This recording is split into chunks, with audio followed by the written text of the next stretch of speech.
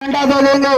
मेरा प्रण है जो भी लोकसभा का चुनाव लड़ा उनमें मैंने इमदाद करी, विधानसभा का लड़ा मैंने विधानसभा की इमदाद करी।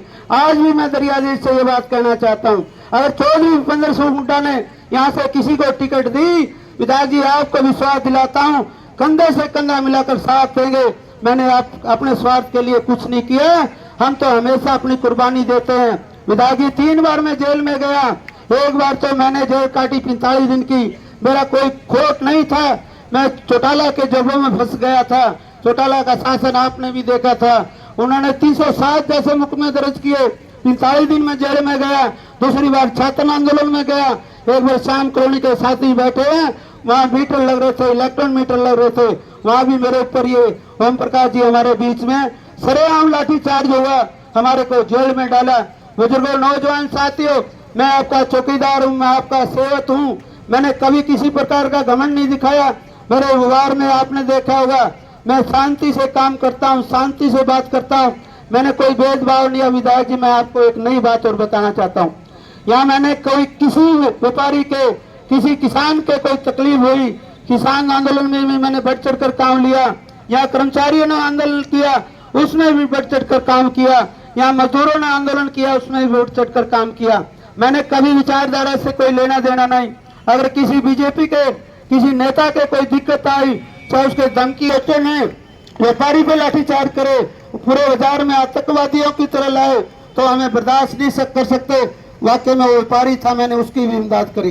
बुजुर्गों, नौजवान साथियों, हमारे विधायक जी के कई कार्यक्रम हैं, तो भूपेंद्र हुड्डा की 20 तारीख की गोवाना में पैदल यात्रा उसके लिए व्यस्त थे। आप आए हैं, मेरे सिर माथे हैं, आप मेरे आदरणीय परिवार के सदस्य हैं, जब भी जाता हूँ मिलने के लिए आप चाय पानी पूरा स्वागत जो मेरा करते हो, इसलिए मैंने आपको याद किया और आप आ गए। सबसे बड़ी बात है, एक 2 घंटे पहले फोन किया था और आप सबसे पहले आए हैं, यही क्वालिटी नेता की होती है भाई। क्वालिटी से वैरायटी बिकती है और वैरायटी से आप देखते हो उसकी ईमानदारी बिकती है। वो काबिल जगमीत सिंह मलिक में है भाई, 4 बार के विधायक हैं, अगर इनमें क्वालिटी नहीं होती कोई 4 बार विधायक नहीं बनाता।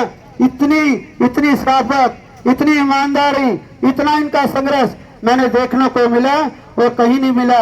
मैं दोबारा आपसे निवेदन करना चाहता हूं भाई, जमीर मलिक जी बोलेंगे और इन्होंने जाना है, और मैं तो विधायक जी से निवेदन करूंगा, विधायक जी हमारे चीफ गेस्ट आने वाले हैं और वहां तक का समय दे दो विधायक जी, मैं हाथ जोड़ के विनती करता हूं। तो भाई सारे कंप्यूटर के ऑफिस के उद्घाटन पर आए हुए सभी महानुभाव, मातृशक्ति, हमारे यहाँ दीपेंद्र जी की पद यात्रा का 2 दिन के बाद होने वाली है और उसके लिए मैंने मीटिंग बुलाई हुई थी। इनके आग्रह पर 4 बजे का समय था, इसलिए मैं आया था। मैं चलो इनका, क्योंकि मैंने देखा है ये तो अपनी बात बता रहे थे, इस पर इन्होंने अपने संघर्ष पर एक किताब लिखनी चाहिए, किताब की किताब बन जाए। और मेरे ख्याल में इतना संघर्ष इस जींद जिले में जो इन्होंने किया है, जींद के लिए किया है, इतना मैंने कोई और देखा नहीं किसी जिले में कहीं। दिन हो या रात कोई बुला लो, जितनी रोड़ा करना अप्सरा के लौड़े तैयार पाओगा है। और भाई आपकी दिन रात मदद करता है। और रही बात, आज सारे हरियाणा में एक ही आवाज़ है, कांग्रेस की आवाज़ है, हुड्डा साहब की आवाज़ है। जितना 10 साल में इस सरकार ने आम आदमी को, व्यापारी को, कर्मचारी को तंग किया है, शायद ही कभी किसी सरकार ने किया हो। और जो ही आचार संहिता लगी, इलेक्शन का अनाउंसमेंट हुई, मैंने देखा लोगों में बड़ी खुशी थी, बहुत खुश हुए भाई, पीछा छूट गया जैसे इनका, आधी पीछा छूट गया। तो ये हालात है। और चाहे बेरोजगारी हो, चाहे महंगाई हो, महंगाई वैसी नहीं है, महंगाई की हुई है। इलेक्टोरल रोल्स का क्या वो है, जो इलेक्ट्रल बॉन्ड आए थे, उस इलेक्ट्रल बॉन्ड में जो चंदा दे था उसी को बीजेपी धंधा देती। कई कई हजार करोड़ रुपए गौ माता की रक्षा करने वाला जो है उन पर भी कई सौ करोड़ रुपए चंदा लिया। कहाँ गौ माता की रक्षा दी?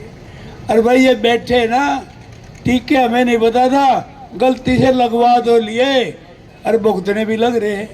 बूस्टर डोज लगवाई ना कोरोना में, हाँ। अरे ये थाली बजा के जो इलाज कराओ दे कोरोना का, तो ये देख रहे थे भाई लोग कितने बेवकूफ रह गए। बाकी संख्या बहुत घट गई बेवकूफ होगी। आपस में लड़ा के धर्म की, जातिवादी की ये लड़ाई लड़ा गए, आपस में फायदा आप उठा के 10 साल राज करके लोगों का बेवकूफ बना के, लोगों के घर में जो 10 रुपए थे वो भी बैंक में जमा करा लिए। दिया क्या? 15 लाख के खाते खुलवा ले, 21,000 करोड़ रुपए पेनल्टी के सरकार बैंक खा गए। तो सारी चीजें हैं। HKRN का मामला है, उसका कई मामले कितने ही गिना लो भाई। और बाकी ये आप सब समझदार हो, एक ही बात हो, देखो टिकट पार्टी सोच विचार के देगी है। और इन्होंने भी कह दिया भाई इनको मिल जाए इनकी मदद करनी है, बाकी बीजेपी खत्म करनी है, या मकसद बना के चलो किसी को टिकट दो, बीजेपी को हराना है। और हुड्डा साहब का राज 10 साल देखा, किसी व्यापारी में गरीब आदमी ने कि जेब में पैसा होया करता, आज पैसा नहीं है। कर व्यापारी वर्ग के साथ क्या हुआ? आते हैं कि फैक्ट्री बंद करा दी, नोटबंदी करा दी, कभी GST लगा दी, कभी कुछ करा दिया है।